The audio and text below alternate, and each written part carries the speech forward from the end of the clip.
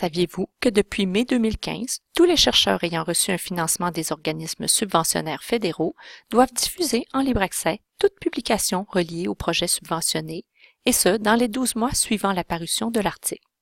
Et il en est de même pour les chercheurs, co-chercheurs et les étudiants ayant reçu un financement des fonds de recherche du Québec depuis le 1er avril 2019. Or, il faut savoir qu'il existe différents moyens de répondre aux exigences de ces organismes.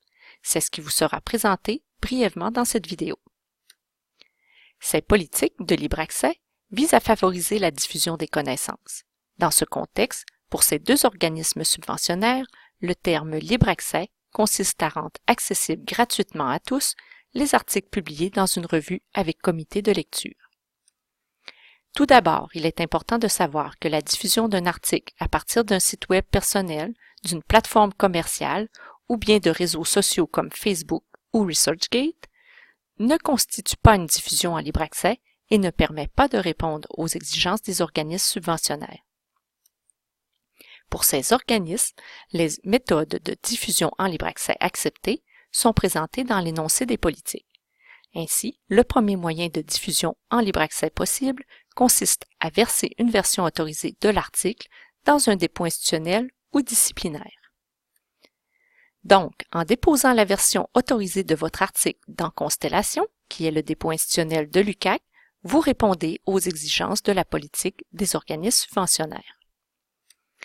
Et l'avantage de cette option, c'est qu'il n'y a aucun frais associé, contrairement à la publication d'un article dans une revue en libre accès, où souvent des frais afférents sont exigés.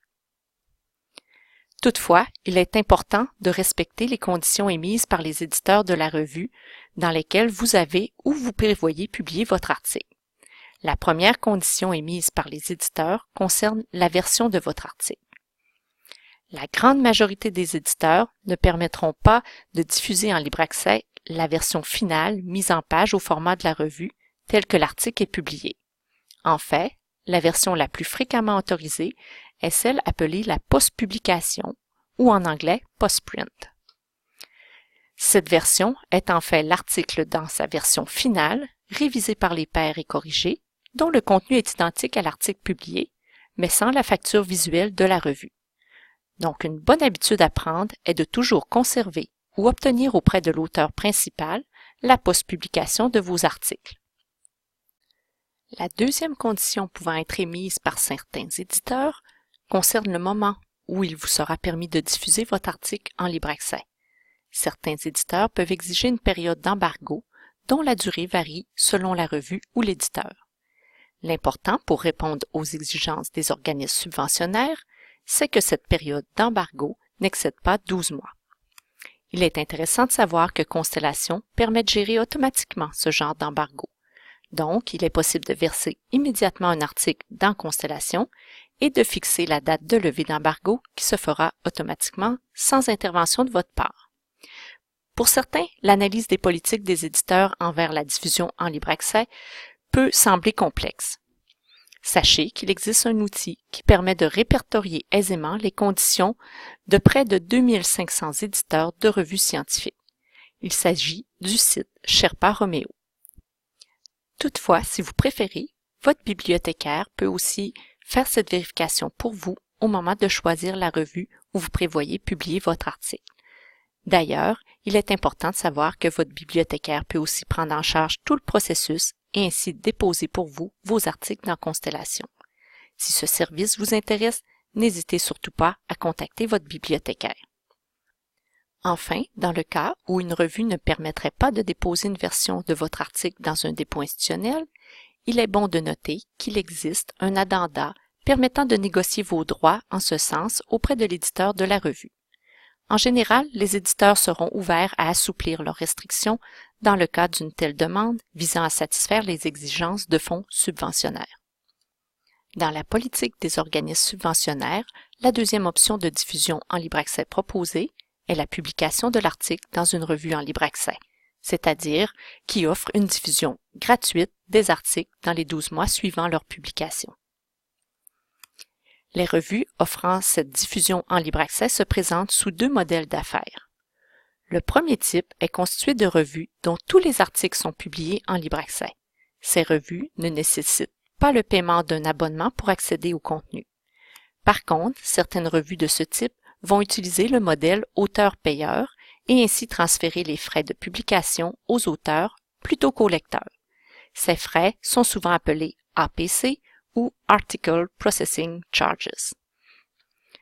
Le deuxième modèle d'affaires rencontré est celui où une revue traditionnelle accessible aux lecteurs par abonnement va offrir aux auteurs de payer des frais supplémentaires afin que leurs articles soient accessibles en libre accès, contrairement aux autres articles standards de la revue.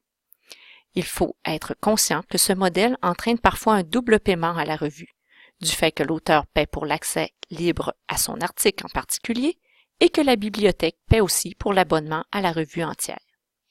En choisissant de publier dans une revue en libre accès ou hybride, il faut s'assurer que la revue effectue la diffusion en libre accès dans les 12 mois suivant la publication afin de répondre aux exigences des organismes subventionnaires. Il faut aussi tenir compte des coûts exigés pour une telle publication. Est-ce que les frais sont raisonnables compte tenu de la visibilité offerte par cette revue? Aussi, il s'avère important de vérifier la crédibilité et la notoriété de la revue choisie. De nos jours, la facilité de créer des sites web et l'opportunité engendrée par le besoin de publier des chercheurs ont provoqué l'apparition de revues de qualité douteuse qui ne répondent pas aux standards de l'édition scientifique en termes de processus de révision des articles, mais le tout en chargeant aux auteurs des frais de publication importants. Il est donc nécessaire de bien évaluer une revue avant d'y publier un article, au risque d'entacher sa réputation. Certains outils et critères peuvent permettre d'évaluer la qualité et la crédibilité d'une revue. Il existe entre autres un répertoire, le DOAJ, qui recense les revues en libre accès répondant à des standards de qualité établis. Vous pouvez aussi consulter le guide « Vérifier, publier » pour en savoir plus à ce sujet. Et sachez que votre bibliothécaire peut aussi vous aider à évaluer une revue avant d'y publier. Enfin, que vous décidiez de déposer votre article dans le dépôt institutionnel Constellation ou de le publier dans une revue hybride ou en libre accès, les organismes subventionnaires rappellent que ces moyens ne s'excluent pas mutuellement. Par exemple, même si un article est librement accessible par le site web de la revue, les auteurs sont néanmoins fortement encouragés à placer immédiatement, après sa publication, une copie de leur document final et évalué par les pairs dans un dépôt institutionnel. Par la diffusion en libre accès de vos publications, vous vous assurez non seulement de répondre aux exigences des organismes subventionnaires, ce qui risque d'être pris en compte lors de vos prochaines demandes de subvention, mais en plus vous permettez une visibilité accrue à vos résultats de recherche, augmentant ainsi les chances d'être cités. Enfin, vous favorisez aussi une meilleure diffusion des savoirs engendrés par la recherche. Un guide complet sur le libre accès a été élaboré afin de vous informer sur les principes, les nombreux avantages, les processus et les différentes voies possibles de diffusion en libre accès. Aussi, n'oubliez pas que votre bibliothécaire est là pour vous conseiller, vous aider et répondre à vos questions concernant le libre accès.